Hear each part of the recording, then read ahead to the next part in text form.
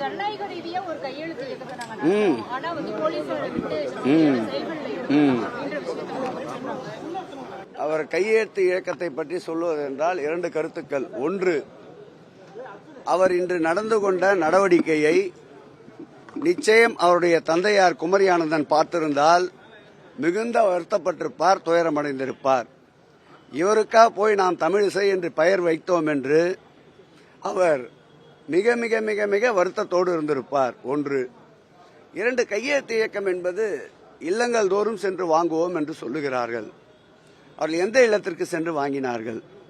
அவர்களை சுற்றி பாரதிய ஜனதாவை சார்ந்த ஒரு 10 பேரை நிற்க வைத்துக் கொண்டு ஊடகங்களில் அவர் வெளிச்சத்திற்கு வர வேண்டும் என்பதற்காக ஏற்கனவே அவர் எண்ணியிருந்த பதவிகள் எதுவும் கிடைக்காததால் அந்த கையெழுத்து இயக்கத்தை அவர்களுடைய இயக்கத்தை சார்ந்த தோழர்களை வைத்து நடத்தி கொண்டார்.